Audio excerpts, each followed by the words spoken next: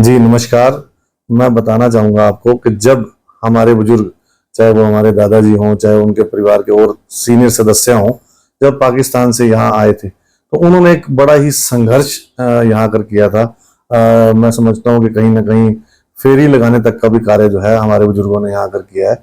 आज उन्हीं के आदर्शों पर चलते हुए हमने अपने यहाँ आकर अपना काम शुरू किया, कारोबार में ध्यान दिया। ध्यान देने के बाद 2005 में एकदम से एक हमारे गीता नगरी सुधार सभा का चुनाव हुआ, तो उसके अंदर लोगों ने मिलकर मुझे जो कहा कि आप यहाँ पर इसके अध्यक्ष बन जाओ, ताकि क्योंकि मेरा परिवार पहले भी कहीं ना कहीं सोशल एक्टिविटीज में अपना प्रभाव रखता था, तो उन्होंने सबने मिलकर सर्वसम्मति से मुझे गीता नगरी सुधार सभा का प्रधान बना दिया और कहा कि अब इसको सभा को आगे लेके जाने की जिम्मेवारी आपकी है। तो मैंने कोशिश की कि वहाँ जो भी मूलभूत सुविधाएं थी, चाहे वहाँ पर एक हमारे एक बड़ा प्रोजेक्ट धर्मशाला का लोगों की नज़र में था, तो उसको हमने मिलजुल कर लोगों के सहयोग से उसको बनाने का काम किया। तो उसके ठीक कुछ समय बाद जो है पार्षद का चुनाव आ गया। तो उस चुनाव के अंदर भी कई लोग इकट्ठा होकर मेरे घर पर आए और मुझे कहने लगे कि आप इस चुनाव को कंटेस्ट करें। तो मैंने कहा कि ये तो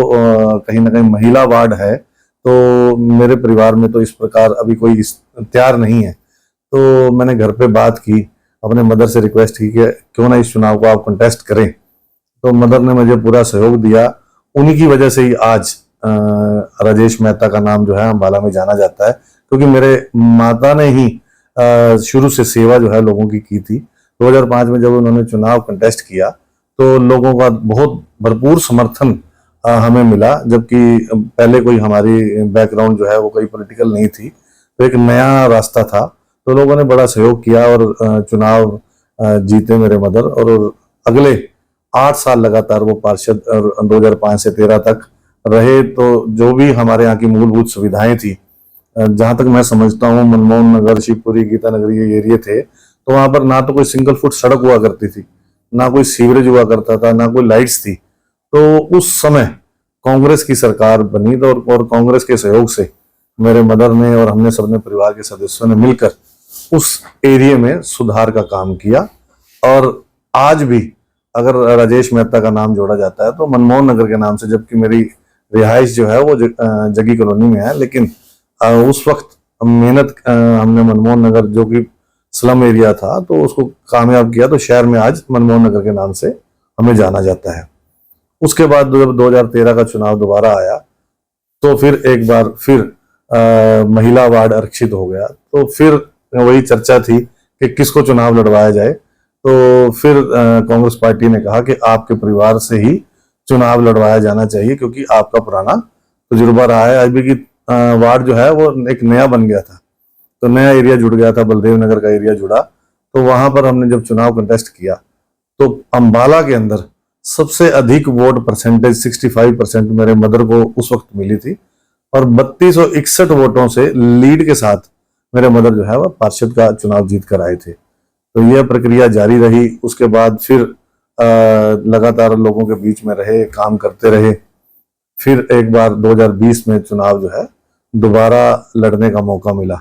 उसके बीच में लोकसभा का चुनाव 2009 का आया, तो कांग्रेस की प्रत्याशी को 90% वोट जो है मेरे वार्ड से मिली थी। 2014 के अंदर फिर मौका आया, चाहे वो लोकसभा का चुनाव हो चाहे विधानसभा का, कहीं से भी कांग्रेस को कितने भी वोट मिलते रहे, लेकिन मेरे एरिया से फिर भी कांग्रेस जो है वो हमेशा जीतती रही। 2019 के अंदर भी आपने लोकसभा और विधानसभा का चुनाव देखा। उस चुनाव के अंदर कहीं ना कहीं कांग्रेस का वोट परसेंटेज गिरने पर था, तो फिर भी मेरा जो गीता नगरी के बूथ थे उस पर कांग्रेस विजयी हुई थी। यह कहीं ना कहीं लोगों का मेरे परिवार के प्रति प्यार था, स्नेह था, क्योंकि मेरे मदर ने पिछले 15 साल से लोगों के बीच में रही, सेवा करते रहे। उसके बाद 2020 का जब चुनाव आया, उस चुनाव के अंदर दोबारा एक जनरल वार्ड तैयार हुआ, और तैयार होने के बाद हमने दोबारा लोगों के बीच गए, कांग्रेस पार्टी के टिकट पर चुनाव लड़ा।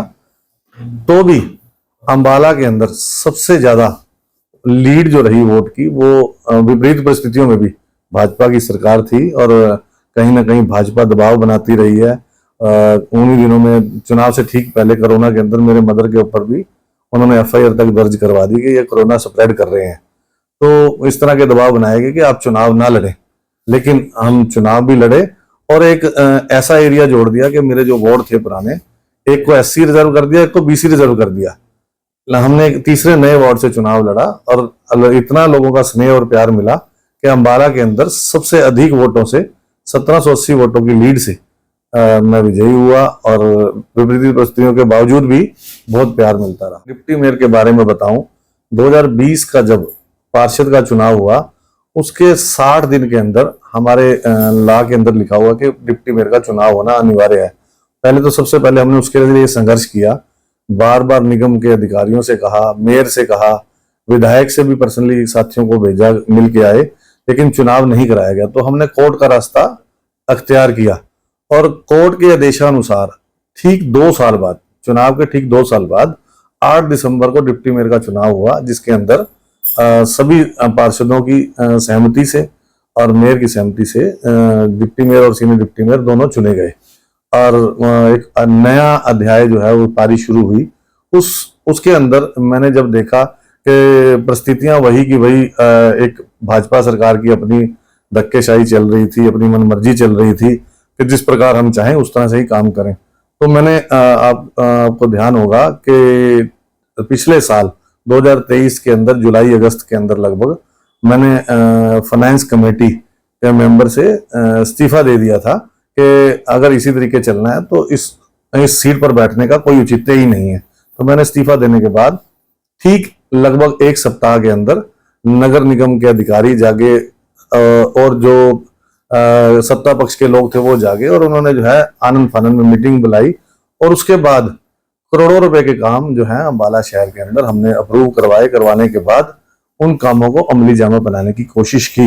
लेकिन विधायक की जो है कहीं ना कहीं इंटरफेरेंस की वजह से अंबाला पिछड़ा है और आज मैं समझता हूं कि अंबाला पिछले 10 साल के अंदर इतना पीछे चला गया कि उसको आने वाले समय में भी कई साल लग जाएंगे ठीक होने के लिए।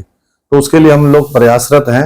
अगर अंबाला की जनता आगे एक अच्छा मौका दे तो मैं समझता हूं कि अंबाला को दोबारा सही रूप में लाया जा सकता है, जो कि पिछले 10 साल की कांग्रेस सरकार के समय में अंबाला को एक रूप मिलने का काम हुआ था। जो अधूरे प्रोजेक्ट हैं इसके लिए आप किसको जिम्मेदार? देखिए, सीधा मैं समझता हूं कि इसमें बहुत बड़ा भ्रष्टाचार हुआ है। जबकि जब भी कोई एस्टिमेट बनते हैं नगर निगम के अंदर तो वो कहीं ना कहीं अधिकारी उसको पैमाइश करते हैं, उसका एस्टिमेट बनाते हैं। जब एक चीज का एस्टिमेट लगभग 20 करोड़ हमने बना दिया और उसके बाद वो 20 करोड़ लगने के बाद हम कहते हैं कि 40 करोड़ और चाहिए, तो कहीं ना कहीं बड़ा गोलमाल है। आप देखेंगे कि कांग्रेस की सरकार आ रही है तो ये सभी चीजों पर क्लियर होने वाला है। जैसे कि हमारा अंबाला शहर का सिटी पार्क है, बाल भवन है, एक कालका चौक पर गेट है, सिविल हॉस्पिटल का मामला है। तो इस तरह के कई मामले जो हैं वो निकलेंगे। जैसे कि नौरंग राय तालाब जो हमारे अंबाला की एक धरोहर का काम है, उसके अंदर भी आपने देखा कि वो जब आप कभी जाएं तो चेक करें, जो लेंटर उस बिल्डिंग का डाला गया है वो लगभग 1 से 1.5 फुट लिफ्ट कर नीचे आ गया है।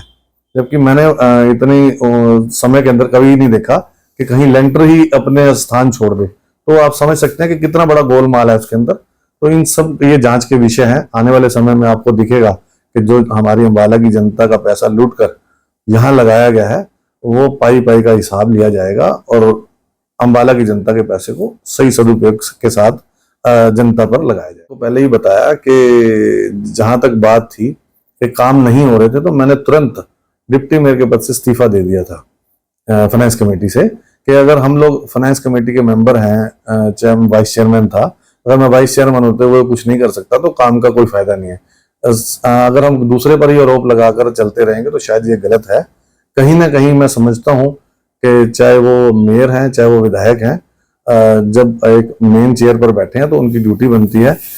हाउस की जो असली पावर है वो मेयर के पास है और मेयर को चाहिए था कि इस काम में अपना पूरा खुद ध्यान दें बजाय कि किसी और पर आरोप प्रत्यारोप। और चुनाव के अंदर आप इकट्ठे हो जाएं तो शायद कहीं ना कहीं अंबाला की जनता के साथ ये धोखा है। जहां तक हम अफसरशाही की बात करते हैं, अफसरशाही बिल्कुल सही बात है कि हावी है, लेकिन एक चीज समझिए आप, जैसे NDC का मुद्दा है, प्रॉपर्टी ID का मुद्दा है, या परिवार पहचान पत्र का मुद्दा है। जैसे मैं अगर शुरू करूं प्रॉपर्टी ID से, लगभग 77 करोड़ रुपए जो है इस पर खर्च हमारी हरियाणा सरकार ने किए हैं।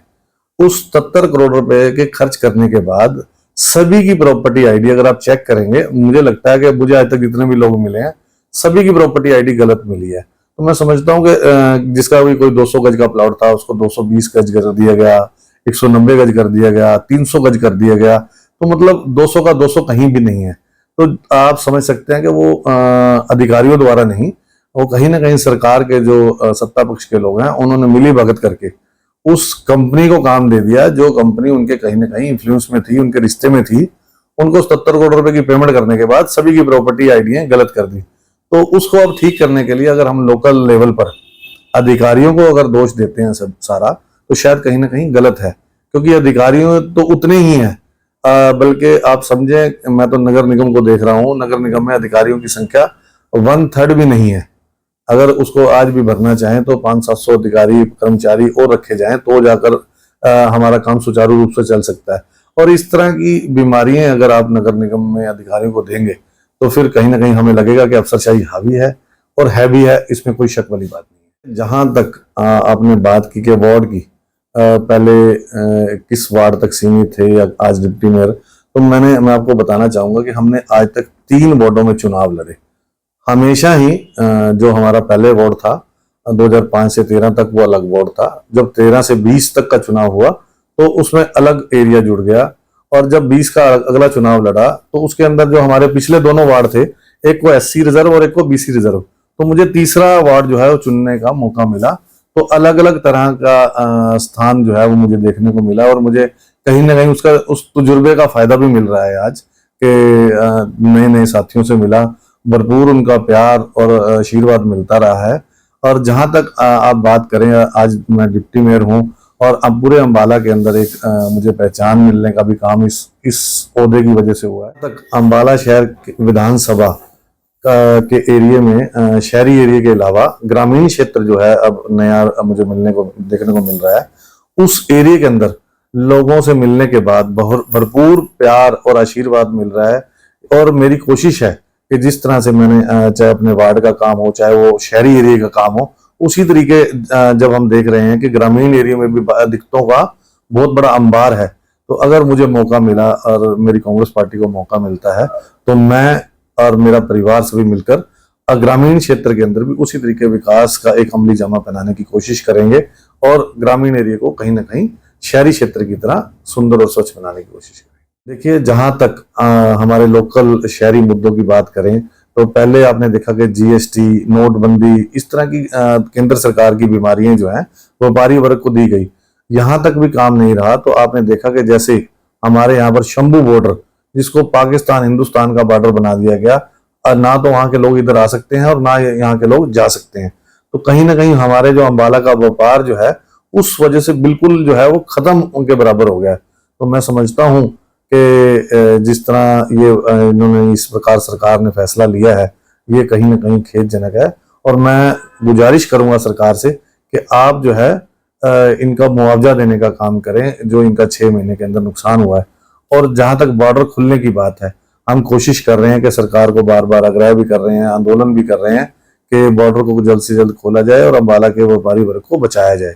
लेकिन अगर सरकार जो है अगले 1-2 महीने के अंदर इस तरह का कोई फैसला नहीं लेती, तो हमारी कांग्रेस की सरकार बनते ही सबसे पहला फैसला जो है वो बॉर्डर एरिया का रहेगा कि हम बॉर्डर खुलवाएं ताकि अंबाला के व्यापारी वर्ग को राहत मिल सके।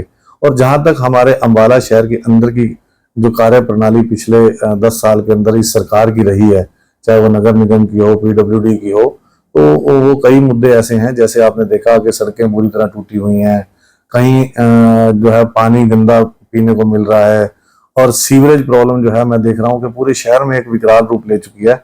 कोई सीवरेज की सफाई का सिस्टम नहीं है, अगर कोई कनेक्ट नहीं है, सीवरेज डाल दिया गया लेकिन कनेक्टिविटी नहीं मिली। तो इस तरह के कई मुद्दे हैं जो बड़े छोटे छोटे मुद्दे हैं, लेकिन जन हित के मुद्दे हैं, उनको पहले करवाया जाए।